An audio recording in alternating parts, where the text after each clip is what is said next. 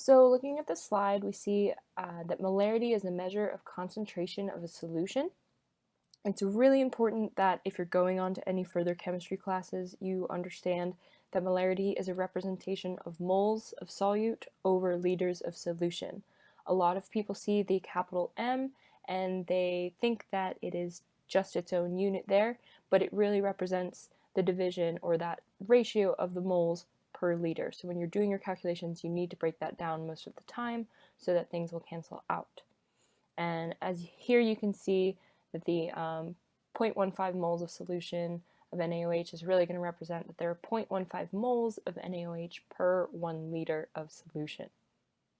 It's often used as a conversion factor, which, like I said, why it's important to break it down in calculations. And you can see on the calculation below that they have broken that down in order to get their answer. So titrations are used very often in science. They're used in the chemical industry, food industry, medical, so many things. They're very commonly used. The whole point is you use something with a known concentration to predict an unknown concentration. And what you're actually doing in a titration is bringing both of the solutions you have to neutralization. Neutralization is a double displacement reaction, and typically it's going to be an acid-base reaction in a more specific manner. So adding an acid and a base result in a neutral substance. The acid provides H+ ions and the bases provide OH- ions. If you add up equal parts of plus and minus, you will get 0 in terms of math. So in the same sense, if we have the same number of H+ ions combined with the same number of OH- ions, we're going to have a neutralized solution. So when the acid reacts with a base, we are creating salt and water as the products. So salt here is a more broad term. Of course, we are doing the reaction today. We're combining HCl with NaOH, and it's resulting in NaCl, which is table salt that we know, but even if you're not combining those two solutions, anytime you add an acid and a base together, it results in what is known as a salt and water. So some terminology that's important when you're actually performing a titration. You have the equivalence point, which is what we're theoretically trying to get to. So it is when, as I was discussing in the previous slide, when you have the exact same amount of H3O+ ions from the acid and the OH- ions from the base. So everything is equal and neutral. We have an indicator. In this case, it's phenolphthalein, and it's going to take on a colorless appearance in acidic solutions and then a pink appearance in basic solutions. This is important because we will know by adding this when to actually end the titration. Because both of our solutions are colorless, we need something, as the name stands, to indicate when we're done. Since we can't see the equivalence point because technically it will be neutral, you're not going to be able to see a color change if it's neutral. You'll only see it when it's basic, right? So our endpoint is another really important key to these titrations. It's the point where the solution has permanently changed color visually, and it means that you're now in the basic solution, depending on your titration. In this case, we're going to be in a basic solution, and it's depending on the color that you get, very close to the equivalence point. As you can see in the figure, you have the slide A, which is before the titration, so we have that colorless clear solution.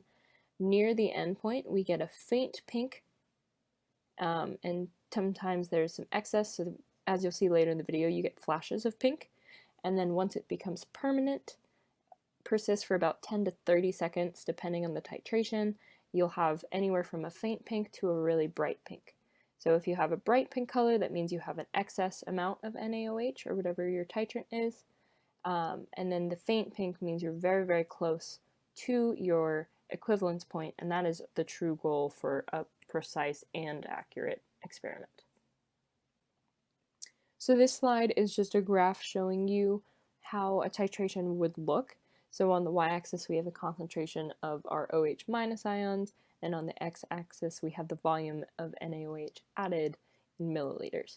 So at the beginning you see we're adding little bit by little, and it keeps increasing, and the concentration of OH ions does not increase, but then in the middle, right off probably about 25 milliliters, we see a huge increase, very exponential in some ways, and in the middle that's the equivalence point where you have exactly the same concentrations of our OH minus and our H3O plus ions, and once we get over that curve and we've exceeded, we see that pink liquid.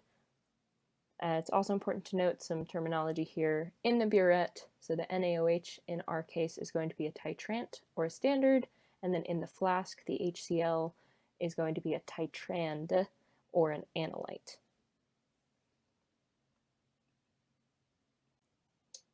While you aren't actually performing this experiment today, some important things to note about this. You are going to be calculating your percent error for the unknown, so make sure you get all of the data at the end of this video. You're going to be doing both unknowns, so you don't have to worry about picking which one.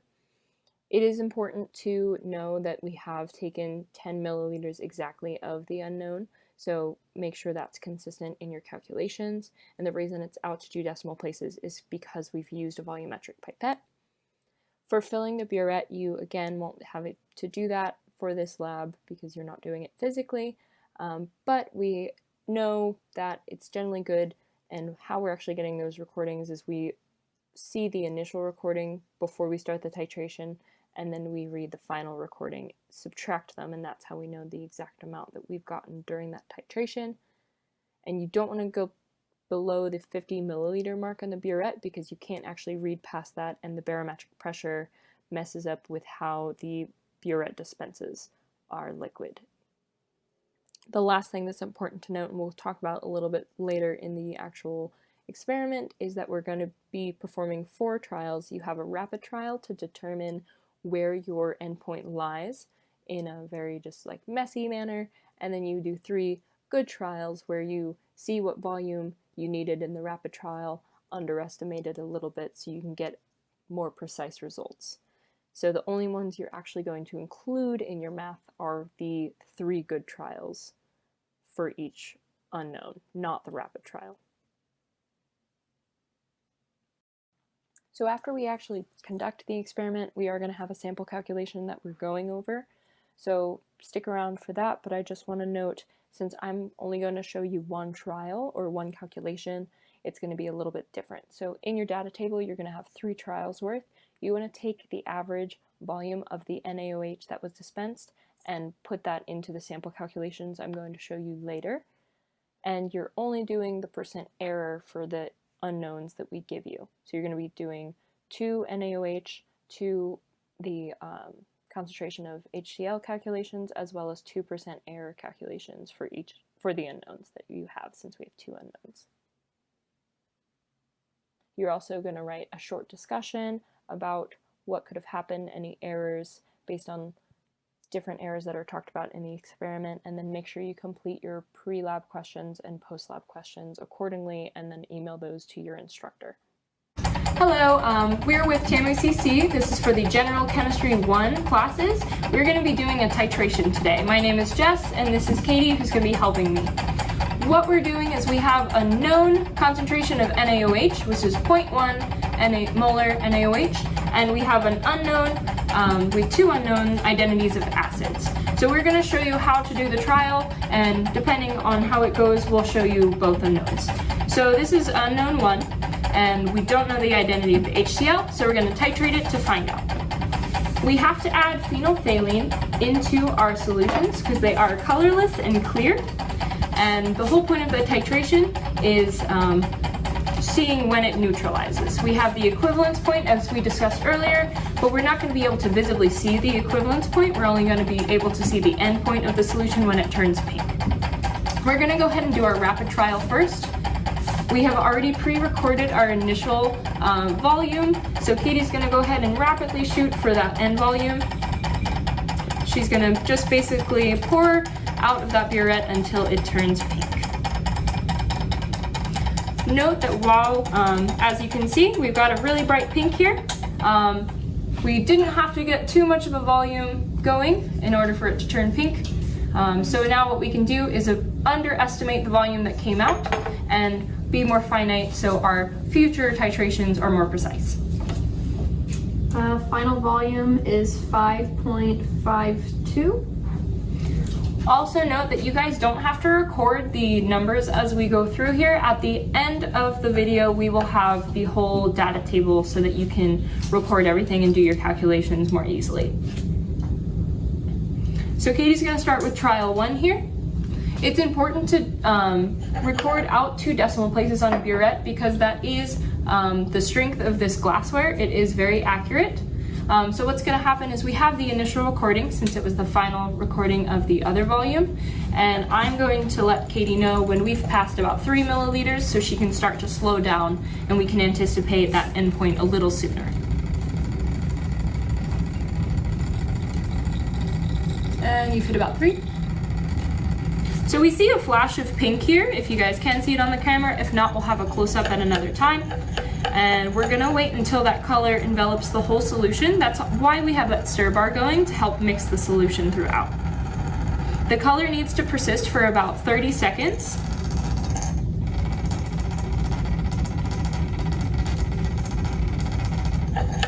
We can also see that Katie's swirling it to help just stir it a little bit better.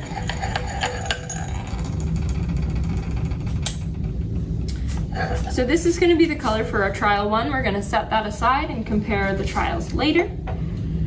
We're going to go ahead with trial 2. Add our 2 drops of phenolphthalein. And we'll record our volume.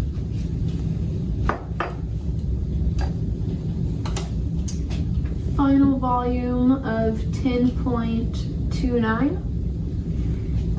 So that's also going to act as the initial volume of our second trial.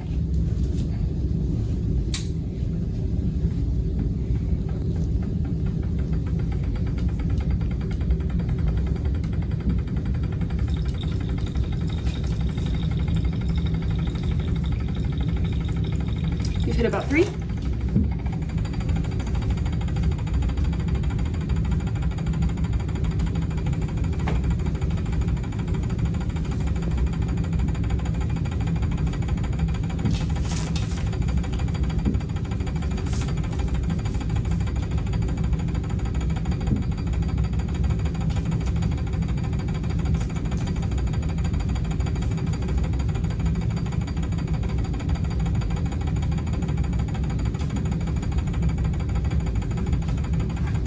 So it looks like our color is persisting there. And we'll go ahead and record our final volume for that. 15.21. So we're going to go ahead and do our final trial.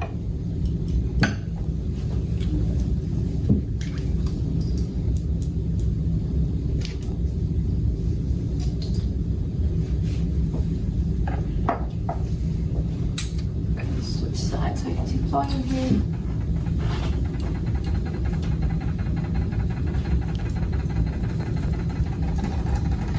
You said about 3 milliliters.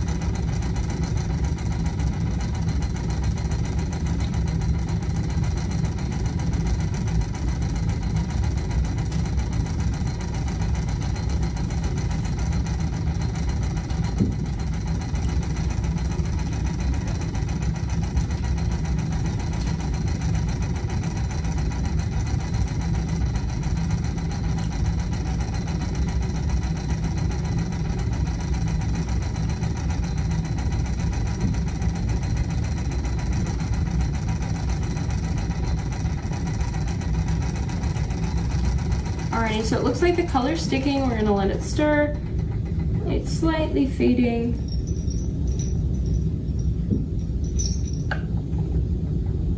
And it looks like we've got a really nice faint pink color.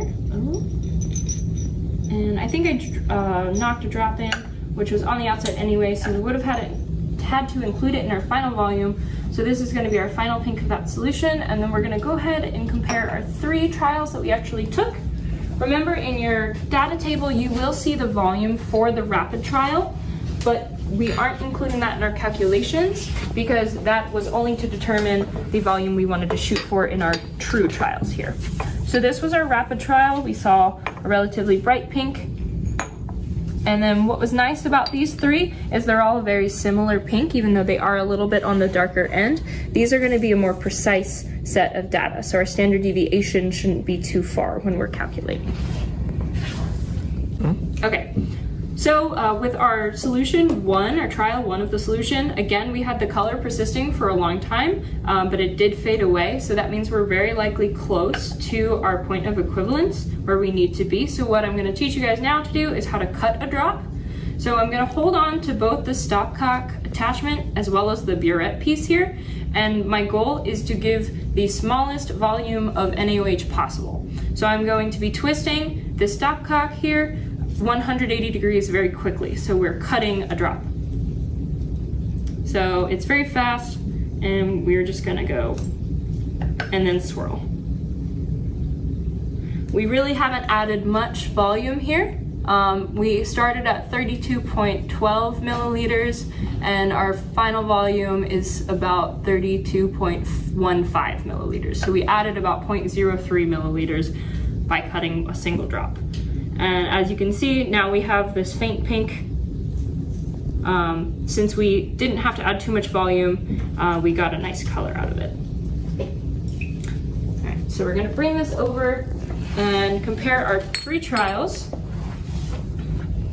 It's important to compare your trials so that you can assess your accuracy and precision throughout the process. So as you can see, this lighter pink is a lot closer to the equivalence point, so it's going to be more accurate to what our neutralization will be as far as our calculations go. In trial 2, we had a little bit brighter of a pink, which is okay, but we just need to note that it's a little bit farther away from the equivalence point, making us less accurate. The 3rd trial was about in the middle of the 2 as far as that goes, so we're pretty fair ground here. When we're thinking about precision for something like standard deviation, having all 3 colors be very similar is going to make us more precise in our data. So as far as this went, this was a little bit not precise, but some parts were accurate, some parts weren't accurate. So we can account for that when we're drawing our discussion. All right, so the goal of this experiment was to determine the concentration of the HCl. So we're going to run the calculations to do that.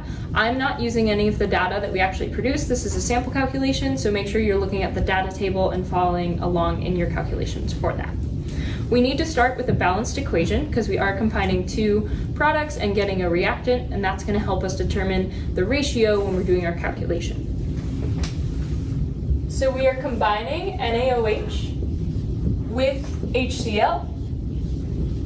This is an acid-base reaction, so it's going to produce a salt and water.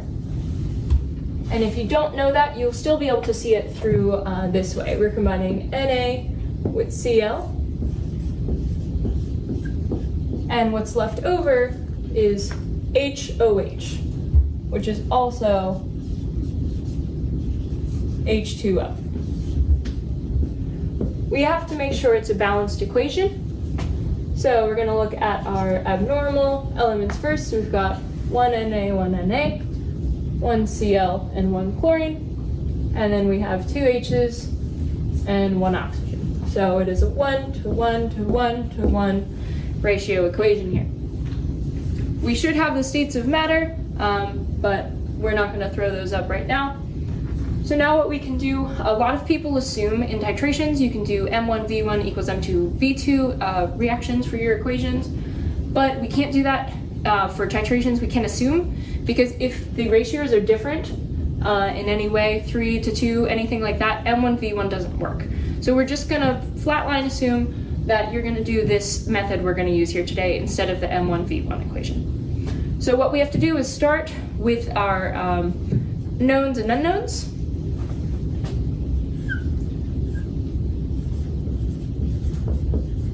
We know the concentration of NaOH is 0.1 molar, and molar is not really the true units, it's just a simplified version. So for calculations, you need to break that down so our units can cancel.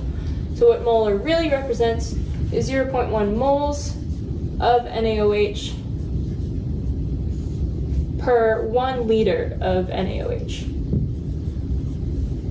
We do not know the identity of the HCl, or the concentration. We know the identity. So that's going to be question mark. We know the volume of NaOH.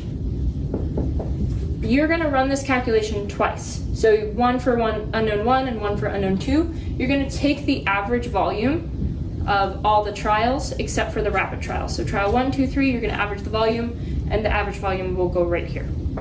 For our purposes, we're going to say the average volume was 6.07 milliliters. We know the average of our HCl. If you pipette it accurately, we know that it's going to be 10 milliliters for every trial. Before we can start anything, as far as our equation goes, we know that we have liters here and milliliters here, so we have to convert in order to be able to cancel out later in our conversion factors. So we are going to divide by 1,000 milliliters to get 1 liter. Divide by 1,000 on each side. We're going to get 0.010 liters and 0.00607 liters of the NaOH. Now everything will be able to cancel out. We know our molar ratio, so we can start our conversion factor. You're going to begin with what you know. So we're going to take our 0.00607 liters of NaOH. We know its concentration, so we can convert to moles. And we know that our liters need to go on the bottom in order to cancel out. So 1 liter of NaOH and 0.1 moles of NaOH.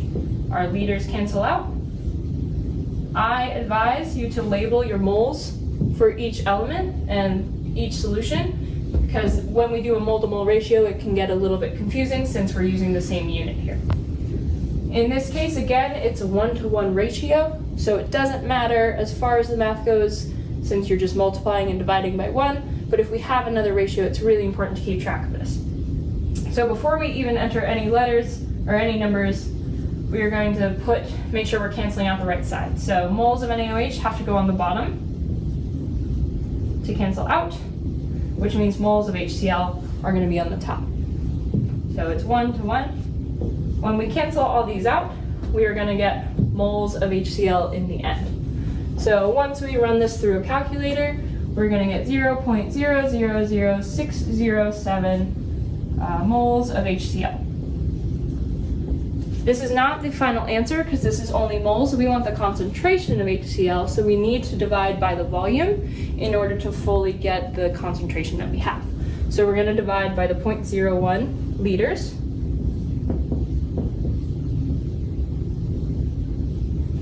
And that will get us our concentration of HCl, which is going to be 0.0607 molar.